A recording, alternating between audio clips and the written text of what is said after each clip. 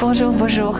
Comme je suis heureuse et honorée de te retrouver ici, cher Marc-Henri, un grand spécialiste de l'eau.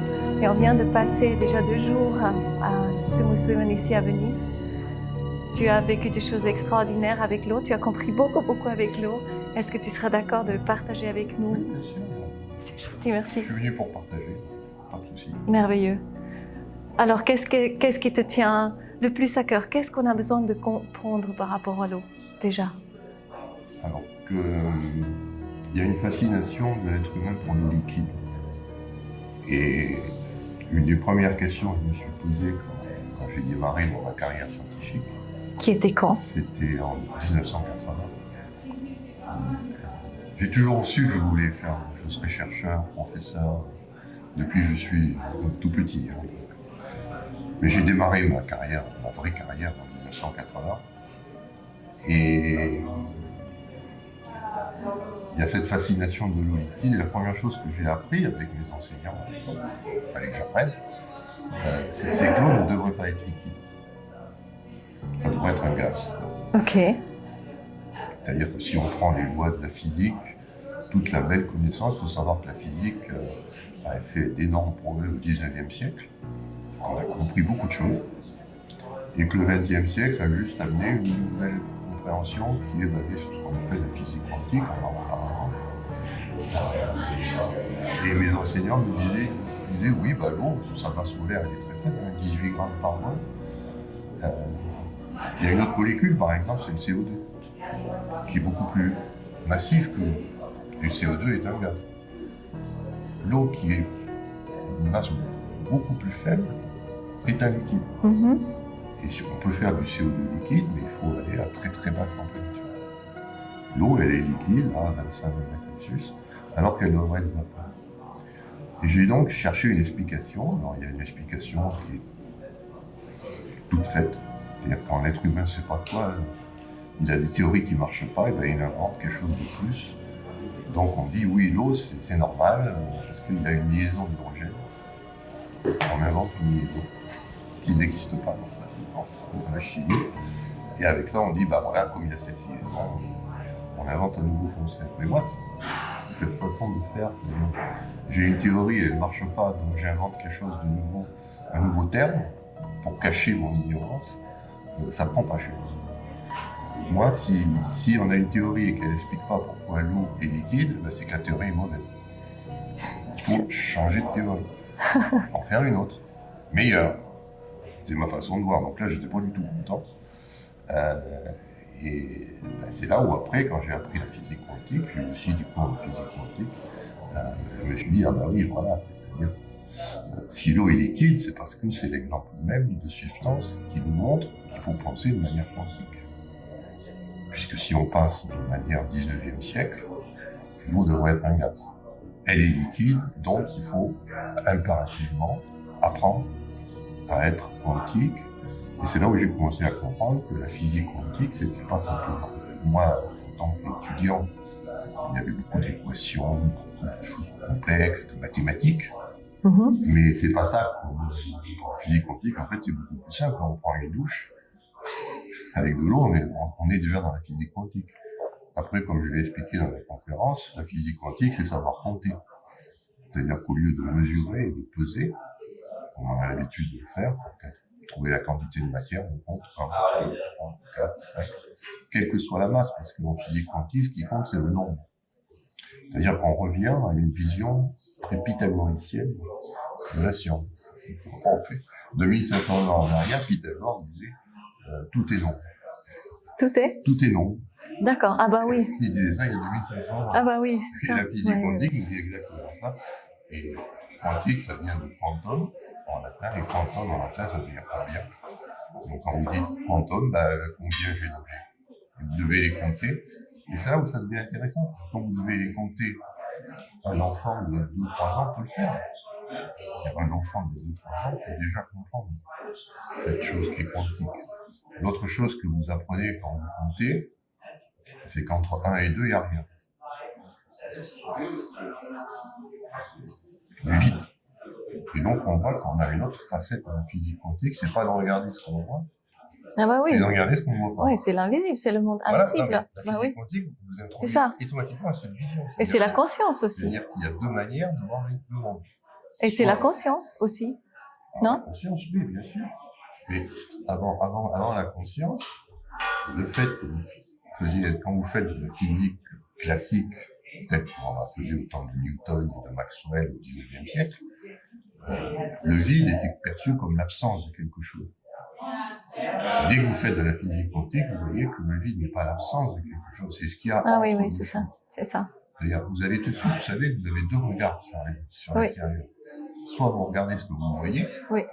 et vous comptez, 1, 2, 3, 4, 5. Voilà, c'est ça. Soit vous Ouais. dites, ah non, entre 1 et 2, il n'y a rien, C'est ça. et voilà, et vous regardez là où il n'y a rien. La physique quantique vous oblige à comprendre qu'il y a ces deux modes, C'est ça. et qu'aucun n'est meilleur que l'autre. C'est vous qui, en fonction des circonstances, décidez, ah ben là, je vais compter, c'est plus simple. Et puis dans d'autres circonstances, et là on en vient à la conscience, je ne peux pas compter.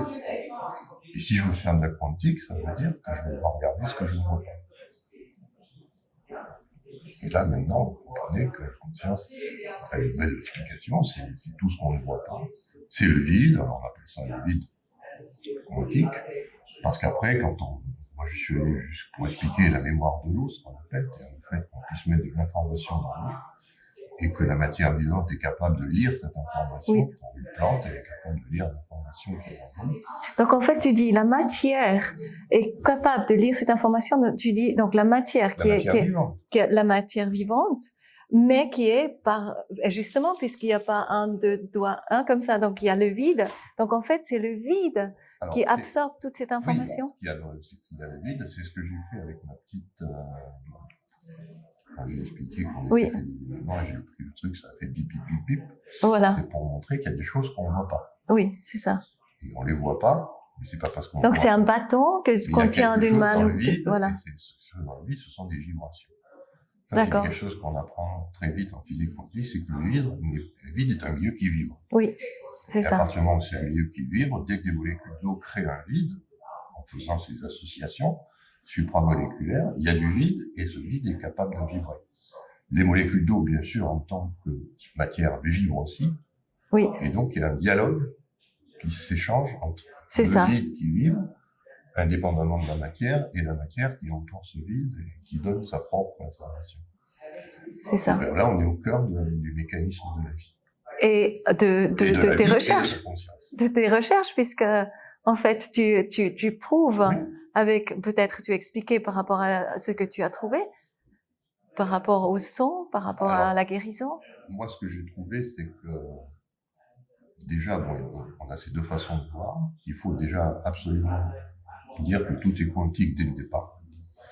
C'est-à-dire, finalement, faire un trait, parce que on s'intéresse à la matière vivante et consciente.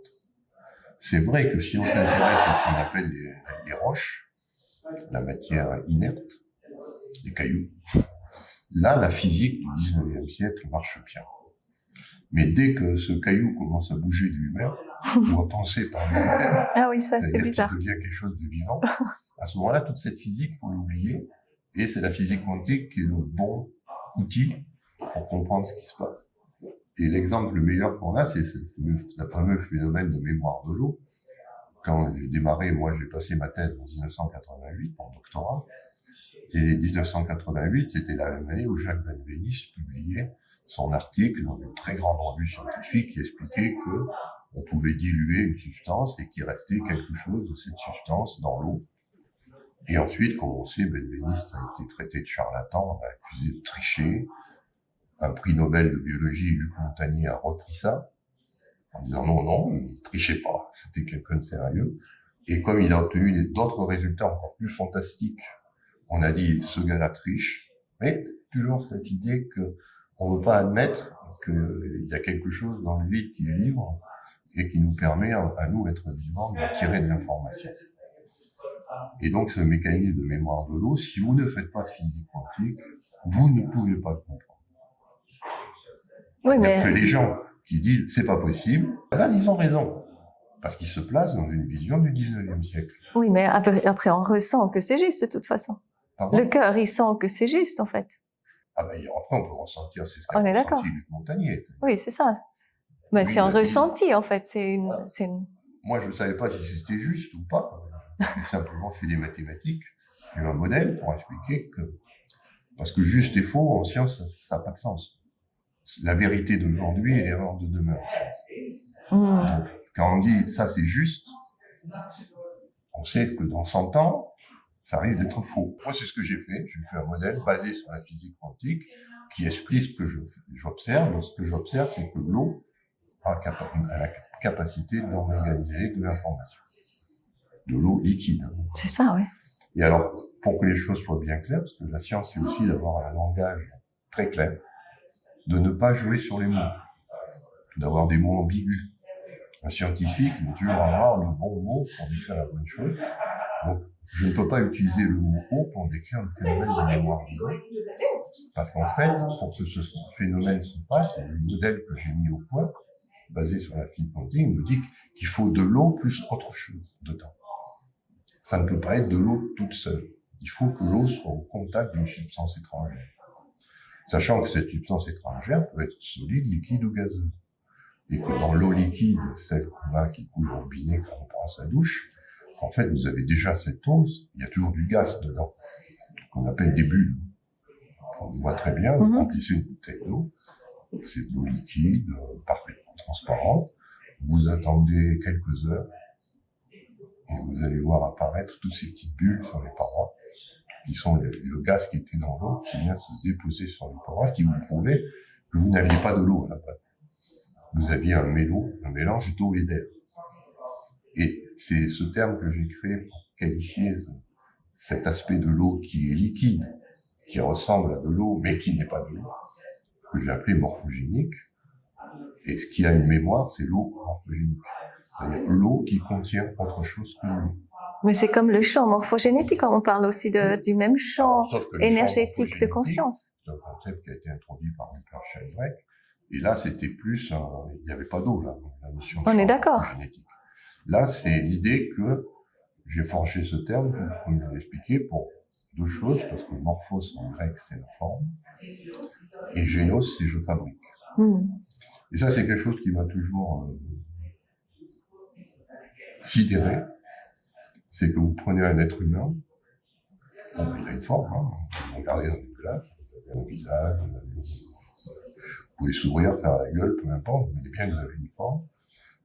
On vous met dans un incinérateur pour retirer toute l'eau qui veut en vous, et je vous ai dit dans la conférence, il y en a pour une femme 86%, et pour un homme 97%. Il n'y a pas grand chose qui reste à la fin. Il y a beaucoup d'eau.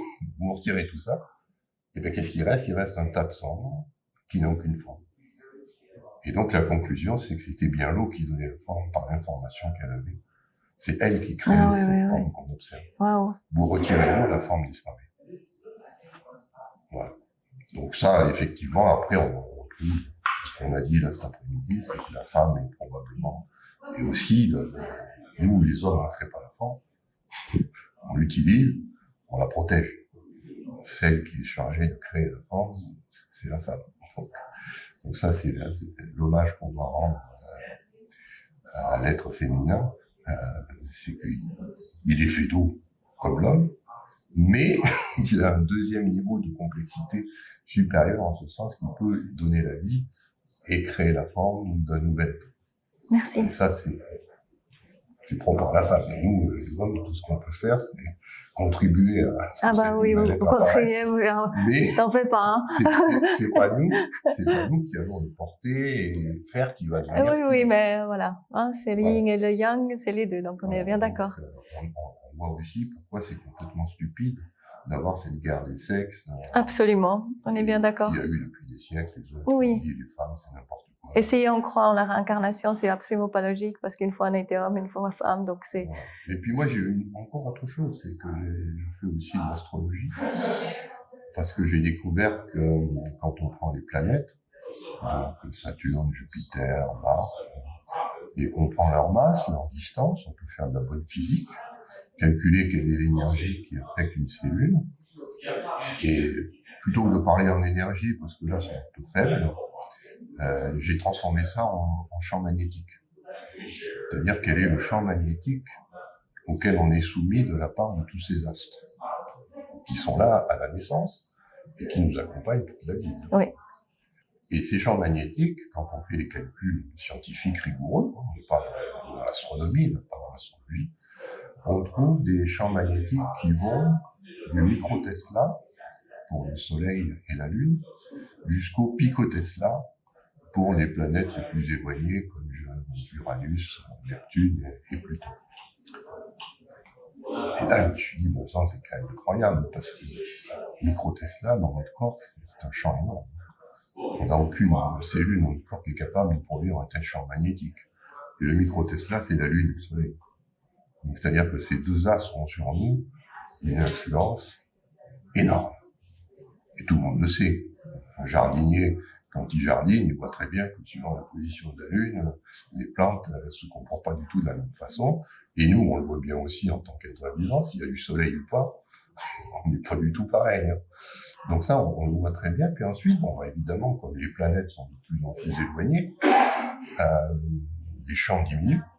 Et là, on passe donc au nano-Tesla et au pico-Tesla. Et le nano-Tesla, le pico-Tesla, chez nous, le nano-Tesla, c'est le champ magnétique du cœur. Et le pico-Tesla, c'est le champ magnétique du cerveau. C'est énorme. Ça veut dire que ces astres qui sont reliés direct. Extrêmement éloignés parlent à notre cœur et parlent à notre cerveau. Oh là là, c'est trop bien. Et ça, c'est une preuve scientifique. C'est pas, bah oui. Ah bah oui, on sait que idée, tout... Parce que les astrologues qui font de l'astrologie, des thèmes astro, des horoscopes, ils en font ça depuis 10 000 ans. Ouais, c'est ça. Mais eux, je sais pas comment ils ont eu l'information, ils ont eu ça probablement par intuition ou par enseignement. Il y a peut-être des extraterrestres qui sont venus leur apprendre à faire ça. Et moi, ça, je l'ai trouvé par une méthode de la science telle qu'on les a aujourd'hui au XXe siècle. Donc ça pose aussi, alors quand on fait justement cette influence des planètes, les astrologues ont pris l'habitude de classer les planètes en énergie masculine et féminine. Et donc on peut très bien être dans un corps d'homme et avoir une information féminine. Naître dans un corps de femme et d'un point de vue des influences astrales, être masculine. Alors c'est pour ça que j'ai deux exemples qui sont assez parlants. Prenez le Dalai Lama, par exemple, le 14e Dalai Lama, c'est une femme. Pas d'un point de vue sexuel, parce que si vous lui enlevez ses habits, il a un zizi, donc on doute que c'est un homme. Mais sa polarité astrale est très nettement féminine. Ah oui. C'est-à-dire qu'il est inversé à l'intérieur par rapport à l'extérieur. Et j'ai trouvé évidemment ça aussi. Parce que tu as trouvé ça par rapport à sa date de naissance? Oui, c'est grâce à la date de naissance qu'on peut calculer l'heure et tout ça, ouais. Et j'ai trouvé après, j'ai trouvé ça chez le Dalai Lama, qui est l'exemple d'un homme, d'un point de vue physique, qui est un homme, mais qui a un intérieur féminin, et très nettement féminin. Après, j'ai cherché une femme qui a l'extérieur d'une femme, mais qui, à l'intérieur, est l'inverse, c'est-à-dire qu'elle est masculine. Là, c'est plus difficile, parce qu'il y a beaucoup plus d'hommes célèbres que de femmes célèbres. C'est pour ça que j'ai lancé une enquête sur Facebook, pour demander aux gens, pour avoir autant d'hommes que de femmes, et bien voir comment ce truc-là se compose. J'ai fini par trouver une femme qui répondait à l'inversion, entre l'intérieur et l'extérieur. C'était Simone Veil. Simone Veil, compte tenu de sa date de naissance, elle est féminine, d'un point de vue de son sexe, mais à l'intérieur d'elle, elle est yang, masculine. Parce que autrement, normalement, c'est les femmes, et puis hommes, alors, en gros. Les 4 cas. C'est pour ça que j'ai fait à peu près 400 études. Voilà. Au hasard. D'accord. J'ai seulement demandé aux gens, vous voulez savoir. Et ça a toujours, à part les 2 fois, en fait. J'ai toujours les 4 cas. C'est-à-dire, soit vous êtes un homme d'accord. à l'extérieur et à l'intérieur. Ouais. Soit vous êtes une femme à l'extérieur et à l'intérieur, soit c'est croisé. Il y a des gens qui ont cette inversion de polarité. Alors là, tu parles par rapport à tout ce qui se passe actuellement dans le monde avec Non, mais je parle surtout, ce qui est important, c'est que quand vous êtes homme, ou femme, c'est une situation de stabilité. Parce que votre polarité intérieure est en accord avec votre aspect extérieur. Donc c'est simple, vous n'avez pas à vous poser de questions, vous êtes un homme. Une femme qui est les deux à l'extérieur, elle n'a pas de questions à se poser. Mais quand vous êtes en polarité croisée, et ça, moi, je lis ça aujourd'hui avec tous les problèmes du transgenre. Oui, c'est ça. C'est-à-dire, on est là au cœur du problème. Est-ce que Il y a des gens qui sont croisés, eux, ils sont forcément en position d'instabilité. Parce que leur extérieur, quand ils se voient tout nus, dit « je suis une femme », par exemple, ou « je suis un homme », alors que leur polarité astrale, les énergies qui les animent sont à l'intérieur. Mais alors, qu'est-ce qu'on peut faire? Parce qu'il y a toujours des solutions à tout. C'est justement là le travail sur la conscience. D'abord, en avoir conscience, et surtout, ceux qui sont croisés sont mal à l'aise, parce qu'ils ont géré ça, oui. Mais c'est une chance.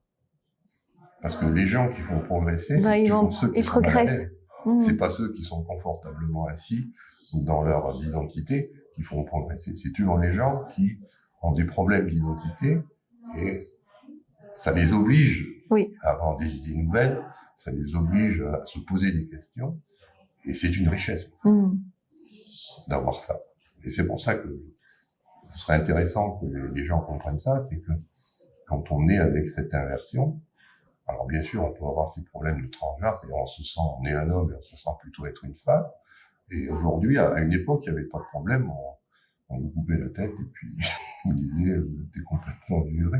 Aujourd'hui, c'est plus compliqué parce qu'on a la chirurgie et on peut changer de sexe de façon artificielle. Alors tu dis quoi par rapport à ça? C'est pas une solution. Parce que vous changez de sexe, évidemment, d'apparence. Parce qu'en fait, oui, à l'intérieur, ça reste la même chose. 96% si vous êtes une femme et toujours à 97% si vous êtes un homme. Ça, oui, t'as jamais trouvé le contraire, en fait. T'as jamais trouvé. Ah, bien sûr que non. Non, bien sûr que non. Alors en fait, oui, mais ça. On peut pas oui, non. Non, puisque oui, on est d'accord. Moi, je définis un homme par le fait qu'il est fait à 97% d'eau. Ouais. Si je prends un être humain, je le garde tout habillé, je lui mets une cagoule pour pas savoir si c'est une femme ou un homme. Et puis je compte ces molécules. Si j'arrive à 97, je sais que c'est un homme. Si j'arrive à 87, je sais que c'est une femme. J'ai pas besoin de voir. C'est génial parce qu'on sait. Le nombre de molécules d'eau me le dit. Oui, d'accord. Et il faut que les gens comprennent ça. Oui, d'accord. Si les gens se disent je vais changer de sexe par la chirurgie, bien sûr, ils changent leur apparence extérieure. Oui. Mais ils résolvent pas le problème. Mais oui. Ils sont toujours avec le même problème de croisement. Qui ne peut se résoudre que par l'acceptation de ce croisement, la prise de conscience qu'on est croisé, et que ce n'est pas un handicap, que c'est une richesse. Ça, c'est le message que... Parce que ça te fait plus évoluer, en fait, c'est ça. C'est pas que ça fait plus évoluer, on est obligé d'évoluer. D'accord. Parce que, dans la position où on est mal à l'aise. D'accord. Donc on est obligé de faire quelque chose. Voilà, on cherche. Et toi, tu es quoi? On cherche alors moi, je suis yang. Mais après, il y a ce qu'on appelle l'équilibre. C'est-à-dire, il y a des gens qui, à l'intérieur, sont à la fois yin et yang, qui sont équilibrés. Moi, c'est un petit peu mon cas. Je suis légèrement yang. Mais avec les personnes qui sont yin et yang, en fait, ils aiment par exemple les deux sexes, en fait. Au niveau de... Ou pas forcément, ça n'a rien à voir avec ça. Ça n'a rien à voir avec le sexe. C'est simplement le fait de savoir, de se mettre à sa place. Vous occupez une place dans l'univers, de savoir laquelle vous occupez. Oui. Et que si l'univers vous a mis une polarité croisée, c'est-à-dire vous a mis un intérieur féminin dans un extérieur. Mais ça a à voir avec la date de naissance, c'est ça? C'est ça? Ça a à voir avec le moment de naissance. La date de naissance, parce que c'est le seul moyen que j'ai d'explorer l'intérieur de la personne, sans l'ouvrir, sans la casser. C'est ça. Parce qu'elle me donne ça. J'ai besoin de l'heure, de la date et du lieu de naissance. Donc ça, c'est anodin. La personne me le donne. Et puis après, par contre, toute cette connaissance ancestrale qui a dit, par exemple, que Mercure n'est ni masculin ni féminin, qu'il est hermaphrodite, que Vénus est plutôt féminin, que Mars c'est masculin, toute cette connaissance, on l'intègre pour savoir ce qu'on est à l'intérieur. C'est toujours pareil, on regarde, on ne voit pas. Oui. Parce que le sexe, ça se voit de l'extérieur, il n'y a pas besoin de faire tout ça. Mais si je veux savoir ce que je suis à l'intérieur de moi, j'ai besoin d'un outil de connaissance qui n'est pas simplement est-ce que j'ai un zizi ou est-ce que j'ai un vagin. J'ai besoin d'un outil plus subtil que ça. Et actuellement, moi, j'ai trouvé cet outil astrologique très pertinent, d'autant plus que j'ai fait des calculs et que je vous dis, ces astres nous influent par le micro-Tesla, le nano-Tesla ou le pico-Tesla, et que c'est exactement les champs magnétiques qui nous animent dans nos cellules. Bon, je me dis, si je nais tel jour, telle heure, il y a forcément des influences. Parce que l'embryon, lui, quand je dis qu'un homme c'est 96%, qu'une femme c'est 87%, un homme c'est 97%, le bébé qui est dans la mère, dans le ventre de la mère, c'est 99,9999%. Lui, c'est quasiment que de l'eau. Au début. Oui, c'est ça. C'est fou, ça. Au début, c'est que de l'eau. Et donc, au moment où il sort, effectivement, il prend quelque chose, et après, comme il va se déshydrater, la vie terrestre est une énorme déshydratation. On le voit très bien quand on compare un bébé et un vieillard. Un bébé, on touche la peau, c'est doux. Un vieillard, c'est rugueux. Donc, on voit bien qu'on perd de l'eau durant toute la vie. Et chaque fois qu'on perd de l'eau, on perd de l'information. Et puis, on perd C'est pour ça que la date de naissance, c'est le moment où on a le plus de chances d'imprimer cette information. Parce que tant qu'on est dans le ventre de la mère, on est protégé par le liquide amniotique. Oui. Par contre, à partir du moment où on commence à sortir la tête de l'utérus et qu'on sort le bébé, là, pour la première fois, on est exposé, notre corps devient exposé, et c'est pour ça que la date de naissance est aussi importante. D'accord. Et puis quand on meurt donc à 90 ans, on est à combien d'eau? On peut pas dépasser, en général, en dessous de 60%. Alors, donc on va jusqu'à 60% en fait. En masse, hein, mais donc si on parle en masse, parce que là c'est plus simple, en dessous de 50%, on peut pas vivre. D'accord. Mais quand même, on est à 60%. Ouais, d'accord. Ok. Donc un vieillard, il est entre 50 et 60.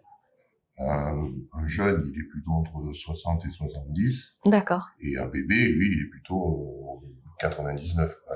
D'accord. Lui, c'est que de l'eau. J'aimerais beaucoup revenir juste à deux choses. Oui. Bien sûr, si tu pouvais nous parler en petit, mais de ta mort imminente que tu as eue. Oui. Et puis aussi, en fait, justement de l'effet du sang et de ton diapason sur le corps et sur la guérison. Et au moment où toi, tu as pu exprimer tes larmes avec tes larmes, voilà.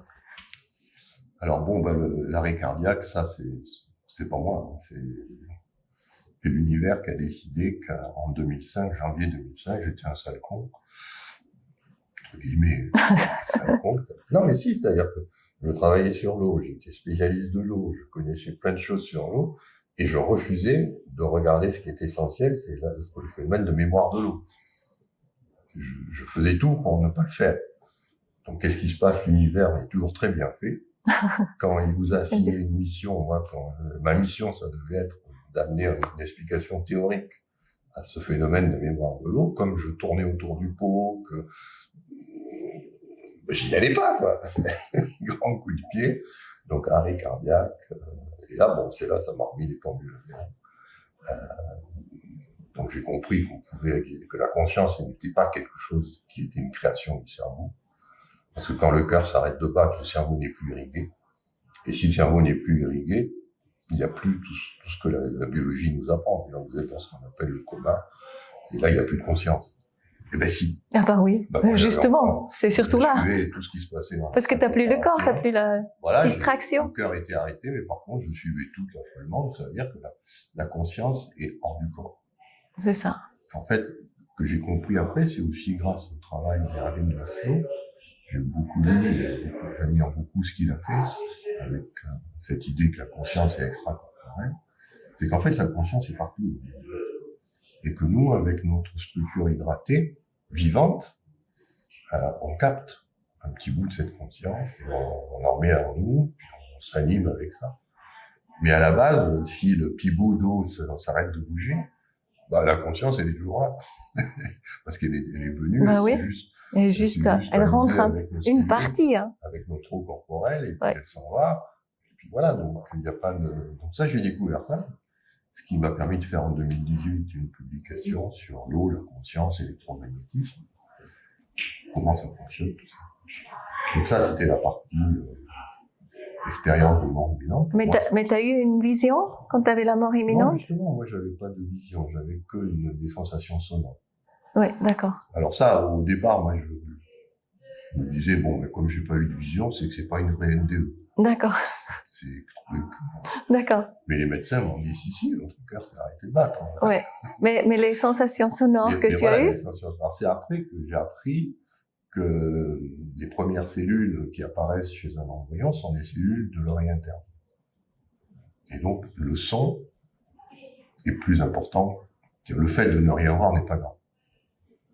Du moment que vous entendez, là, par contre, c'est vraiment réel. Le son est à la base de la réalité, alors que l'image, ça passe toujours plus ou moins par le cerveau. Donc moi, j'avais pas du tout d'image. Mais par contre, c'était comme si j'étais dans la pièce.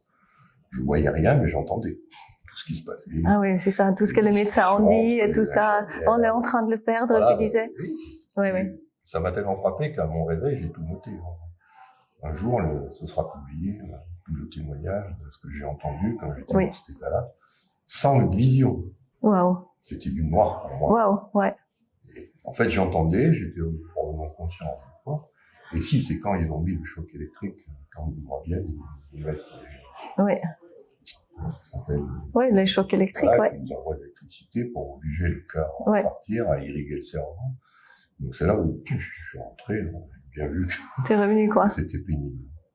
C'est-à-dire que le fait de sortir du corps, c'était un plaisir, un bonheur. Ah oui. Mais le fait d'y revenir, c'est étroit. Vraiment, vraiment pénible. On se dit merde, pour repartir, alors on était justement dans un état où tout allait bien. Donc ça, c'est la partie qu'on appelle NDE en anglais. Oui, Near Death Experience. Expérience de mort imminente, EMI en français. Alors, c'est justement cette expérience qui m'a permis de comprendre que le son était plus important que l'image. Donc, quand j'ai fini mon modèle théorique de mémoire de l'eau, basé sur la physique quantique, et que j'ai compris que la conscience était extracorporelle et que notre eau, en fait, était juste une interface pour parler avec la conscience universelle, je me suis dit, est-ce qu'on n'a pas un moyen de parler à cette conscience autrement qu'avec des mots? Et là, j'ai eu la chance d'avoir une grand-mère, un premier prix de conservatoire. Quand j'étais tout petit, premier prix de conservatoire, ma grand-mère, elle était professeure de piano. Donc, elle apprenait le piano à tous ses petits-enfants. Donc, j'ai dû apprendre la musique, le piano. Donc, très jeune, j'ai été sensibilisé au fait qu'il y avait la musique, mais c'était plutôt une expérience désagréable. Parce que il fallait jouer des notes.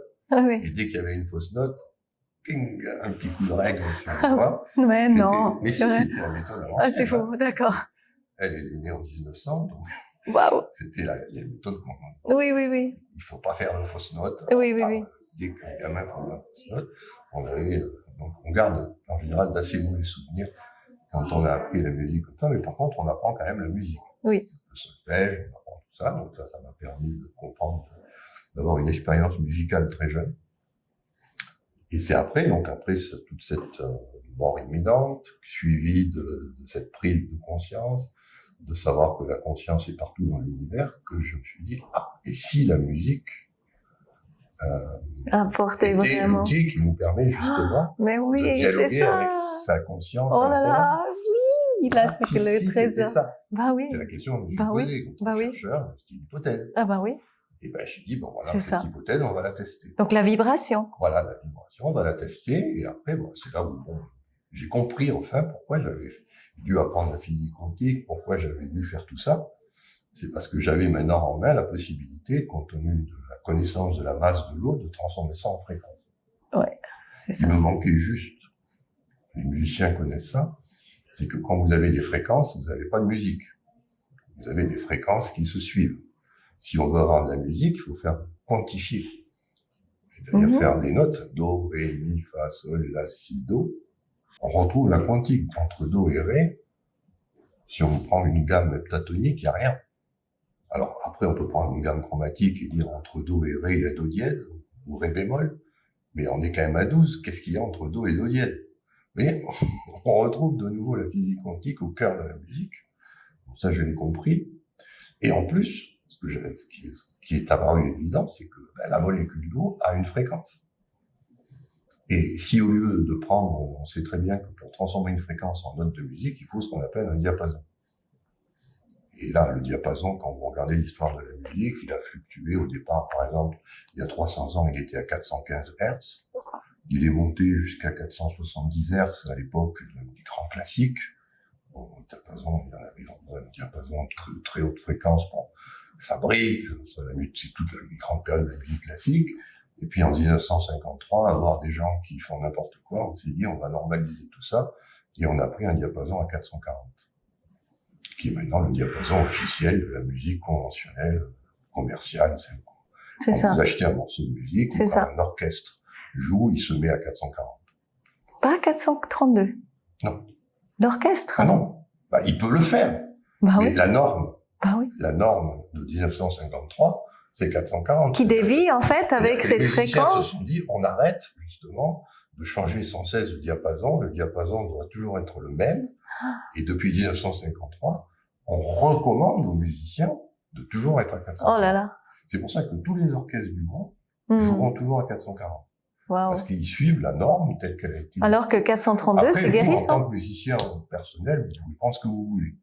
Et il y a des gens qui commencent à délirer en disant 432, mais on peut prendre 436, on peut prendre 423. Moi, je peux vous trouver pour chaque diapason un argument plus ou moins logique ou mathématique pour vous dire pourquoi c'est ce bon diapason. Moi, ce que je cherchais, c'était un diapason irréfutable. Qui t'en a créé un. Qui n'est pas arbitraire à 440 comme Voilà. celui qui a été créé en 1953, mais qui vient d'une réalité physique. Et c'est là où mes connaissances de la physique quantique, j'ai calculé donc quelle était la fréquence de la molécule d'eau. Et j'ai trouvé 429,62 Hz. 429,62 Hz, si vous arrondissez, ça fait 430. Donc on n'est pas loin du fameux 432 que préconisent certains musiciens. Mais il y a quand même 2 Hz de différence, donc c'est pas 432, c'est 429,62. Et surtout, on est très loin de 440. Et si on prend ce diapason, on a un avantage énorme, c'est que maintenant, on utilise une fréquence de base pour faire de la musique à partir de fréquences qui, lui, est calée sur notre composition corporelle à 96 ou 97%. C'est pour ça que quand je dis vous écoutez une musique avec ce diapason de 426, 429,62 Hz, bien sûr, vous l'entendez par vos oreilles, mais il y a aussi toutes vos cellules qui vibrent. Et là, je l'ai vérifié dans la salle. Il y a des gens, ils m'ont dit, ça vibre de partout. Il y a cette dimension supplémentaire Oui. qu'amène le diapason qui fait que vous captez la musique aussi par vos cellules et pas simplement par vos oreilles. Parce que si vous la captez que par les oreilles, ça les musiciens... Oui, par l'eau de tous nos corps, quoi. Comme on est sensible aux intervalles, le diapason disparaît. Parce qu'on fait un rapport de fréquence, donc peu importe le diapason qu'on choisisse, 440, si on fait le rapport, ça disparaît. Mais là, quand vous prenez la fréquence de l'eau, c'est plus du tout la même chose. C'est pas les oreilles qui écoutent, c'est tout le corps. Et là, vous pouvez plus simplifier. Et toutes ces musiques, bon, moi, chez moi, ça a créé des réactions extrêmement fortes. Comme je l'ai dit dans la conférence, j'ai été élevé chez les jésuites. On m'a appris que l'homme ne devait pas pleurer, même s'il en avait envie, il fallait qu'il fasse tout pour retenir ses larmes et montrer qu'il était un homme fort. Maintenant, on revient avec ce diapason qui correspond à une réalité physique. Grâce à la science moderne, on sait que on peut lui associer une fréquence. Donc, ça, c'était la sortie de ma dernière hospitalisation, c'était avril 2023. J'ai fait donc de nouveau une décompensation cardiaque, je me suis rempli d'eau. Pour un expert de l'eau, c'est un point. Mourir noyé dans ses poumons.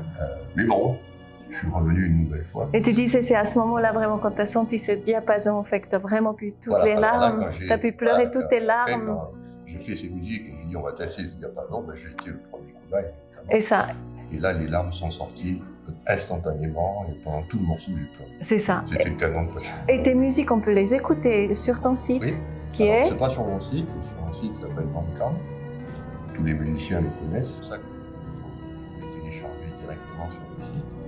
Parce que il faut prendre ce qu'on appelle la wave, le fichier son non compressé. D'accord. Pour ça, nous, on a fait l'effort de mettre master, ce qu'on appelle, et le fichier non comprimé qui peut être Lourd. très long, et très volumineux. Et c'est ça qu'il faut écouter si on veut avoir les effets complets du diapason. Merci Marc, heureusement, on doit partir d'ici. Oui. Alors, un grand merci Marc pour cet échange tellement riche et intéressant. Merci pour toutes tes trouvailles pour toi.